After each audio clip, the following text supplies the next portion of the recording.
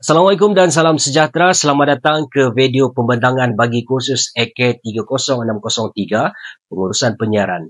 Dalam video ini saya akan membuat analisis dan refleksi berdasarkan sesi perkongsian bersama Puan Florence John Luan, pengurus penyiaran RTM Keningau.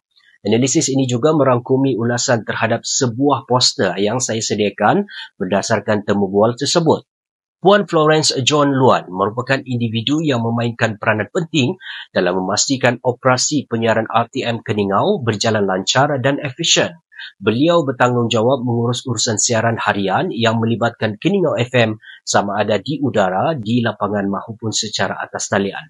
Tujuan utama sesi bersama beliau adalah untuk memahami secara mendalam fungsi pengurusan penyiaran di peringkat stesen tempatan serta mengenal pasti cabaran sebenar dalam industri radio semasa.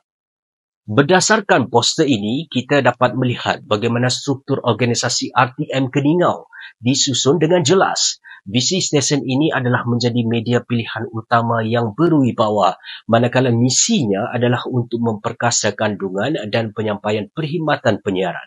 Antara bidang tugas utama yang dilaksanakan oleh Puan Florence dan pasukan termasuklah memastikan siaran Keningau FM berjalan selama 13 jam sehari dengan lancar, penyediaan bahan berita radio dan TV serta pengendalian operasi teknikal dan sumber manusia.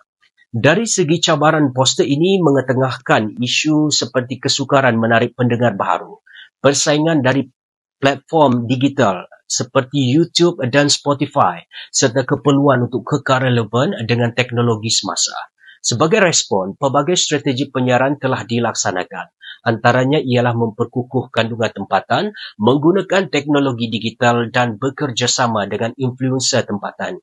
Ini membuktikan bahawa stesen radio tradisional juga berupaya untuk beradaptasi dalam era digital. Daripada perkongsian ini, saya menyedari bahawa pengurusan penyiaran bukan hanya melibatkan aspek teknikal, tetapi juga memerlukan kemahiran strategi dan komunikasi yang tinggi. Sebagai pelajar komunikasi, saya belajar bahawa keberkesanan penyiaran bergantung kepada keupayaan sesebuah organisasi memahami kehendak audiens dan menyesuaikan kandungan agar kekal relevan. Saya juga amat tertarik dengan penekanan terhadap penglibatan komuniti tempatan dalam penyiaran seperti segmen khas untuk penonton dari Tenom, Tambunan dan Keningau.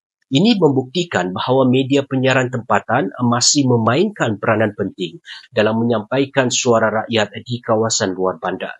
Poster ini turut memaparkan segmen siaran yang pelbagai seperti Rentak Segar, Kuhoi Aramaibo serta Santai Petang dan Harmonika. Ini menunjukkan usaha Keningau FM dalam memenuhi keperluan pendengar dari pelbagai latar belakang bahasa termasuk bahasa Malaysia, Dusun dan Murut. Saya juga ingin memuji inisiatif seperti Juara Lagu Keningau FM yang memertabatkan bakat muzik tempatan.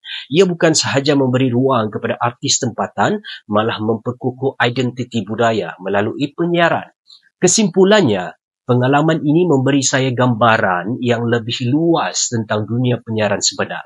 Melalui sesi bersama Puan Florence John Luan serta analisis poster ini, saya dapat melihat dengan jelas bahawa pengurusan penyiaran memerlukan dedikasi, inovasi dan kesedaran terhadap perubahan teknologi dan kehendak pendengar.